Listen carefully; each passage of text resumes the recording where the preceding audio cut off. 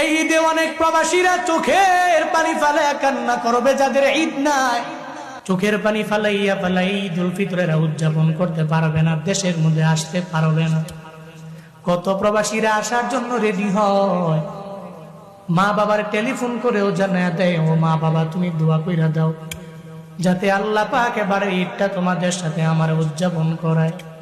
টিকেটও কেটে ফেলে ঢাকার ইন্টারন্যাশনাল বিমানবন্দরের মধ্যে আসার পরে মায়ের নাম্বার টেলিফোন দেয়, তোমার সন্তান চলে আসছে সারপ্রাইজ দেওয়ার জন্য, তোমার সাথে মোলাকাত হয়ে যাবে।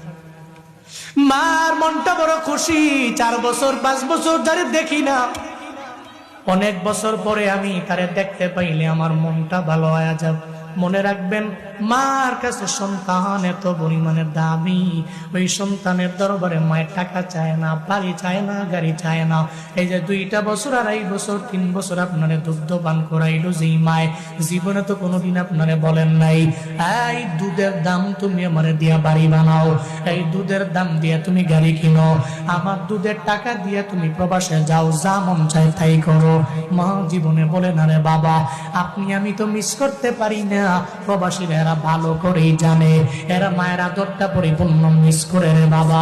আমি মায়ের বয়ান করলে এরা চোখের পানি ফালায়া ফালায়া কান্দে, গভীর রাতে টেলিফোন দিয়া দিয়া বলে, হুজুর আপনার মায়ের বয়ান শুই না চোখের পানি ফালায়া কান্না কইরা, আগে আমি নামাজ পড়তাম না, এখন আমি ফজর জোহর আসর পরিপূর্ণ পড়ি, আগে আমি রোজা রাখতাম না, এখন আমি রোজা রাখি, আগে আমি আমলের লাইনে অগ্রগামী হইতে পারি নাই, এখন আমি আমলের লাইনে অগ্রগামী হয়ে যাই।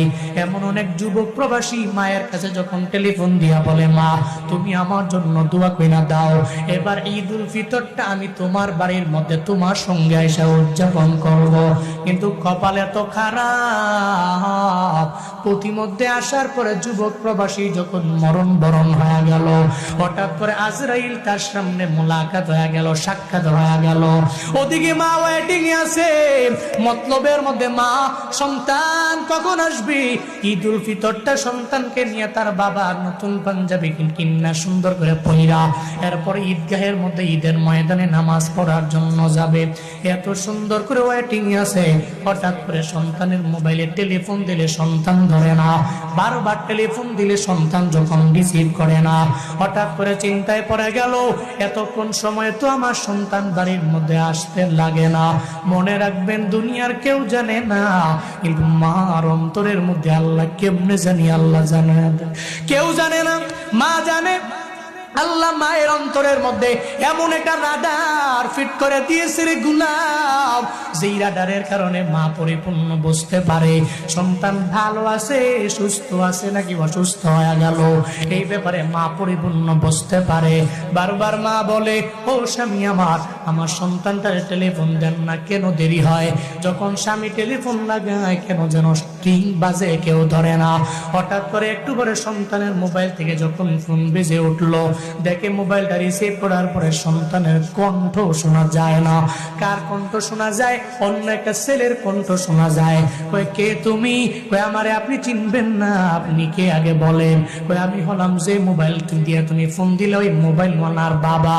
ওই মোবাইলওয়ালার বাবা যদি হন, আপনার সন্তানটা প্রবাস থেকে মাল নিয়ে রওনা, প্রতিমধ্যে আসার পরে হঠাৎ করে অ্যাক্সিডেন্টে দুনিয়া থেকে বিদায় নিয়ে চলে গেল। আয়েশা দেখেন লাশ আর লাশ, শুধু আপনার ছেলে না, কতগুলা লাশ পড়ে আছে ডিভাইডারের মধ্যে, একটু দেখার জন্য আসেন না রে বাবা।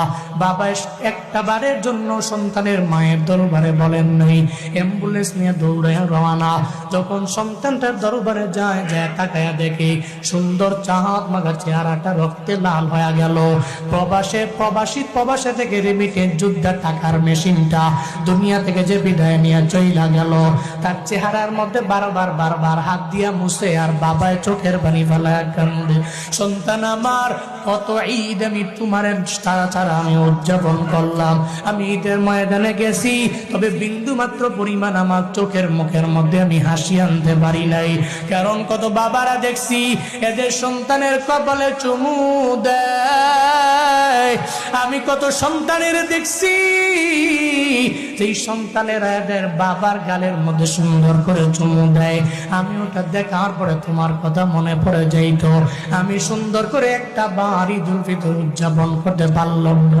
এবার যাই তুমি আসলা, আমি তোমার নিয়ে ঈদের ময়দানে যেতে পারবো না।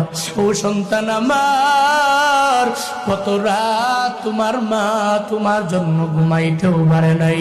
রাত 12টা যখন বেজে গেল, হঠাৎ করে ঘুম থেকে জেগে চোখের পানি ফেলে কানলো। আমি বললাম কান্দো কেন? ওই সন্তানটারে প্রবাসে রাইখা আমি মা ঘুমাইতে পারি না। ও ঠিক মতো খাইলো কিনা, ও ঠিক মতো ঘুমাইতে গেল কিনা, ও ঠিক মতো আরাম করতে পারে কিনা, ও ঠিক মতো কাজ কর্মের মধ্যে যাইতে পারে কিনা, এই চিন্তা নিয়ে কত রাত তোমার মা আরামের বিছানার মধ্যে ঘুমাইতে পারে নাই।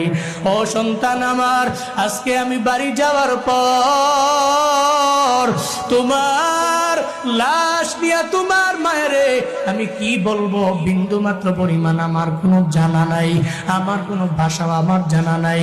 তোমার মায়ের দরবারে কোন বডি নিয়ে আমি বলবো ধরো তোমার সন্তানটারে তুমি জীবনের শেষ বিদায় দিয়া দাও।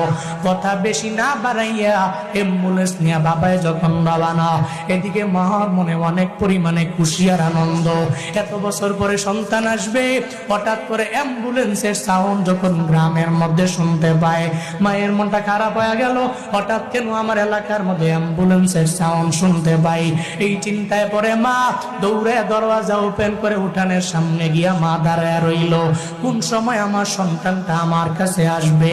হঠাৎ করে দেখে অ্যাম্বুলেন্স অন্য কোনো বাড়ির মধ্যে যায় না, প্রবাসে থাকনেওয়ালা ওই টাকার মেশিনটা অ্যাম্বুলেন্সে কইরা মায়ের মানিকটা মায়ের সামনে রওয়ানা। তাকায় দেখে সন্তানের লাশ মায়ের সামনে যখন হাজির হয়ে গেল, মা চোখের পানি ফেলে ফেলে কাপড়ের আঁচল দিয়া চোখের পানি মুছে, আর একটা পর্যায়ে বারবার চোখের পানি ফেলে কান্না করে, ও সন্তান আমার, কেন তুমি আমারে বিদায় দিয়ে চইলা গেলা? তোমার গোসলের জন্য আমি গরম পানি রেডি করলাম, একটু আরামের গোসলের জন্য। এখন তুমি চাইলেও আর গোসল করতে পারবা না। এখন ওই গরম পানির ভিতরে একটু বড়ই বাদা দিয়া আবার গরম কইরা তোমার জীবনের শেষ গোসলটাও দিয়ে দেওয়া লাগবে। ও সন্তান আমার, আমি মা তোরে ছাড়া কেমনে থাকবো আমায় বল? আমি মা তোরে ছাড়া ঈদুল ফিতর কেমনে উদযাপন করবো আমায় বল? আমি মা তোরে ছাড়া ঈদুল আজহা কেমনে উদযাপন করবো আমায় বল? আমি মা তোরে ছাড়া ঈদ উদযাপন করতে পারবো না। চোখের পানি ফালাইয়া কাপড়ের আঁচল দিয়া বারবার পানিগুলা মুছে, আর সন্তানের দরবারে মা চোখের পানি ফালাইয়া কান্না করে। এমন ভাবে অনেকের মরণ হয়, ঈদ উদযাপন করতে পারে না।